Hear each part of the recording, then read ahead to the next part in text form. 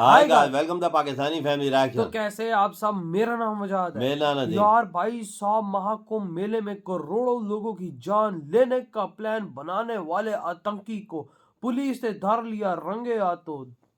कैसे पकड़ लिया करोड़ों बंदों में से वो यार पता नहीं कैसे पकड़ लिया ना उसको ना यार। अब जो करोड़ों लोगों को भाई जो मारने का प्लान बना रहा था। चलो वीडियो वॉच करते हैं तभी क्या पता चले। मजाक है वो भाई साहब। महाकुंभ मेले जैसी पाक जगह को भी ये लोग नहीं छोड़े हो यार। वॉच करते कौन करते स्टार्ट। प्रयागराज महाकुंभ का भव्य आयोजन चल रहा था। संगम के तट पर आस्था का सैलाब उमड़ा हुआ था। लाखों की भीड़ गंगा में डुबकी लगा रही थी। अखाड़ों की चहल पहल और हर तरफ साधु संतों के तंबू लगे थे।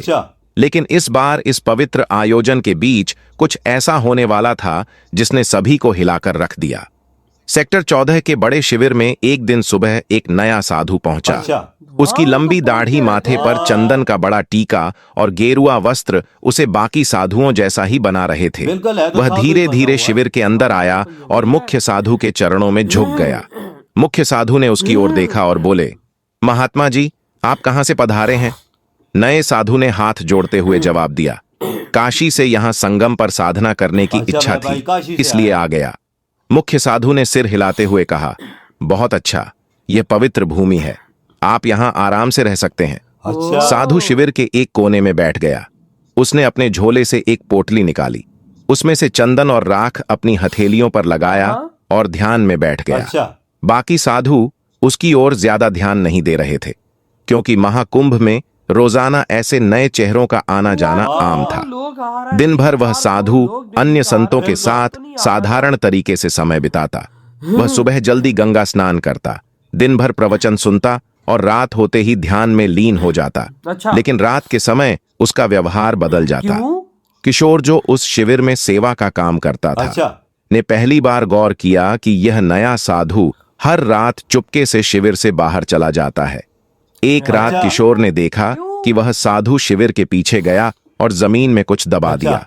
किशोर ने अगली सुबह अपने दोस्त मनीष से बात की।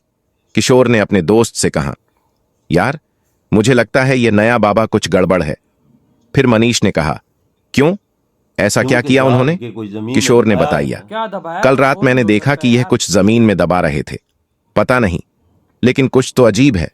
मनीष ने हंसते हुए कहा, अरे, तुझे हर किसी पर शक होता है, हो सकता है वह कोई पूजा सामग्री हो। लेकिन किशोर का मन शांत नहीं था। उसने तय किया कि वह इस साधु पर नजर रखेगा। उसी दिन प्रयागराज पुलिस को एक गुमनाम कॉल आया।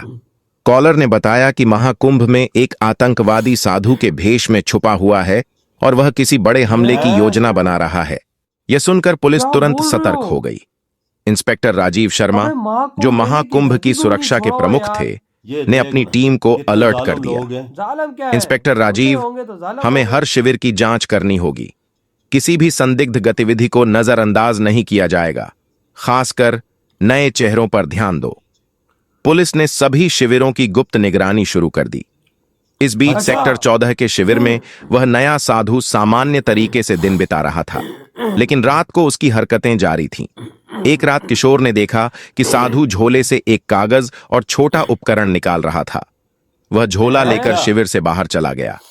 किशोर ने साहस जुटाया और उसका पीछा किया। साधु सीधे गंगा घाट के पास गया, जहां उसने एक व्यक्ति से मुलाकात की और दूसरे साधु से कहा, सब कुछ योजना के अनुसार चल रहा है, कोई शक नहीं हुआ है। अनजान व्यक्ति बहुत अच्छा, बस सही वक्त का इंतजार करो। फिर किशोर ने इन दोनों की बातचीत दूर से सुनी और अपने फोन से इसे रिकॉर्ड करने की कोशिश की, लेकिन वह बहुत डर गया था। अगले दिन उसने यह बात मुख्य साधु को बताई। किशोर ने कहा, महाराज, वह साधु कुछ गड़बड़ है, मैंने उसे कल रात किसी अजनबी से बात करते देखा। मुख्य साधु ने गंभीरता से कहा, यह बहुत गंभीर बात है, हमें पुलिस को सूचित करना चाहिए। फिर किशोर ने हिचकते हुए कहा, अगर वह दोषी निकला तो मुख्य साधु यह जोखिम उठाने लायक नहीं है। ऐसा करते हैं, आज रात उसकी हरकतों को फिर से देखते हैं। अगली रात किशोर ने और मुख्य साधु ने तय किया कि वे उस संदिग्ध साधु पर नजर रखेंगे। किशोर ने अपना फोन तैयार रखा और मुख्य साधु ने शिविर के कुछ अन्य साधुओं को भी अलर्ट कर दिया। रात का समय था, सब सोने की तैयारी कर रहे थे। साधु फिर से अपनी झोली लेकर शिविर से निकला। साधु गंगा किनारे के एक सुनसान घाट पर पहुंचा, जहां वही व्यक्ति मौजूद था जिससे वह पहले भी मिला था। अनजान व्यक्ति ने पूछा, जो पहले तुमने जो का कहा था वह काम पूरा कर लिया? साधु ने उत्तर दिया, हाँ, उपकरण सही जगह पर सेट कर दिए गए हैं, बस एक आदेश का इंतजार है। मुख्य साधु और किशोर यह सुनकर चौंक गए। किशोर ने इस बातचीत को रिकॉर्ड कर लिया। मुख्य साधु ने धीरे से किशोर से कहा, तुरंत पुलिस को बुलाओ। किशोर ने पुलिस को कॉल किया और उन्हें सारी जानकारी दी। इंस्पेक्टर राजीव शर्मा और उनकी टीम तुरंत हरकत में आ गई। इंस्पेक्टर राजीव ने कहा, हमें इस संदिग्ध साधु को रंगे हाथों पकड़ना होगा। अगर वह सच में आतंकवादी है तो वह कोई बड़ा खतरा बन सकता है। पुलिस ने घाट की ओर जाने वाले सभी रास्तों को घेर लिया। कुछ जवान वेश बदलकर वहां पहुंचे ताकि साधु को उन पर शक ना हो।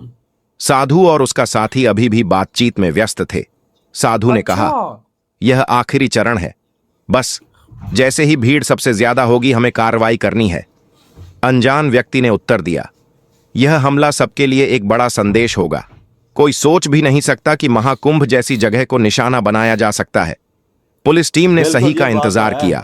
जैसे ही साधु ने अपने झोले से एक और उपकरण निकाला, पुलिस ने उन्हें घेर लिया। इंस्पेक्टर राजीव ने कहा, हाथ ऊपर करो, पुलिस से बचने की कोशिश मत करना। साधु और उसका साथी हड़बड़ा गए। साधु ने भागने की कोशिश की, लेकिन पुलिस ने उसे पकड़ लिया। झोले की तलाशी ली गई तो उसमें विस्फोटक उपकरण और कुछ नक्शे मिले। पुलिस ने तुरंत साधु और उसके साथी को गिरफ्तार कर लिया। पूछताछ में पता चला कि वह एक अंतर्राष्ट्रीय आतंकी संगठन का सदस्य था। उसका असली नाम अयूब खान था और वह भारत में कई सालों से छुप कर रह रहा था। इंस्पेक्टर राजीव ने पूछा, तुम्हारा मकसद क्या था? महाकुंभ जैसे पवित्र आयोजन को क्यों निशाना बनाया? अयूब ने उत्तर दिया, भीड़ का डर सबसे बड़ा हथियार है। हमारा मकसद था यहां ऐसा हमला करना जो दुनिया को हिला दे, लेकिन तुमने हमारे प्लान को खत्म कर दिया। पुलिस को साधु के झोले और शिविर के आसपास लगाए गए उपकरणों से बड़े हमले की योजना के सबूत मिले। अगले दिन प्रयागराज पुलिस ने मीडिया को बताया कि महाकुंभ में एक बड़ा आतंकी हमला टल गया। इंस्पेक्टर राजीव ने कहा, हम किशोर और मुख्य साधु के शुक्रगुजार हैं, जिन्होंने सही समय पर जानकारी दी। यह सब उनकी सतर्क और साहस का नतीजा है। किशोर और मुख्य साधु को महाकुंभ आयोजन समिति ने सम्मानित किया। मुख्य साधु ने कहा, हमने तो बस अपनी जिम्मेदारी निभाई। महाकुंभ पवित्र आयोजन है, इसे कोई अपवित्र नहीं कर सकता।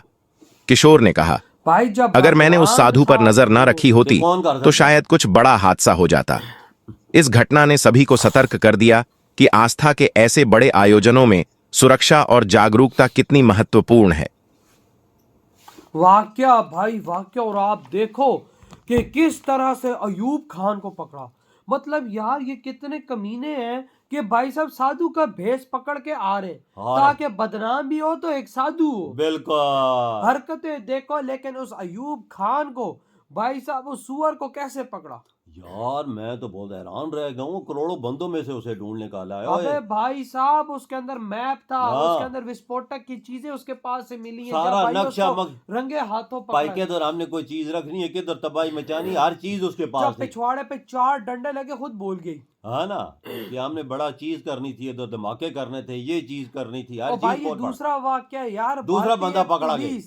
भारतीय पुलिस इस टाइम जिस तरह से एक्शन में है, यकीन मानो चिड़ी भी पर नहीं मार सकती यार। योगी जी और मोदी जी ने तो ऐसी सुरक्षा की हुई है और वहाँ पर लोग भी भाई साहब नजर रख रहे हैं। और हर चीज पे नजर देखो, साधु पे नजर रख रहा है। वही ना भाई साहब के भाई कोई गलत चीज तो नहीं हो, क्योंकि भाई साहब इधर साधु के भेष में आना बहुत आसान है। बिल्कुल। और रात को ये उठ के जाता भी था। हाँ ना, क्योंकि साधु का भेष लेकर अंदर घुसना और भाई साहब साधुओं में मिल जाना ये कोई बड़ी बात नहीं है। बिल्कुल। ऊपर से भाई अयूब खान की ऑलरेडी दाढ़ी होगी। कौन पहचान सकता है? बड़े देख करोड़ों बंदों में से कैसा निकाला अगले भाई। जब भगवान का साथ हो ना तो भाई साहब नापाक कीड़े पाक जगह पे भटक ही नहीं सकते। बिल्कुल सही बोले। वजह एक बहुत बड़ी आफत से बच गया है यार कुंभ मेला, सही देखा जाए तो। यार देखो ना, बहुत बड़ी। ये दूसरा वाकया है ना, एक पहले भी हुआ, ये दूसरा पहले दिन की घटना थी। ये दूसरे दिन की है, देख ले। वही ना, देखो ना, आज 5वां 6ठा दिन है और आज फिर ये चीज देखने को मिली।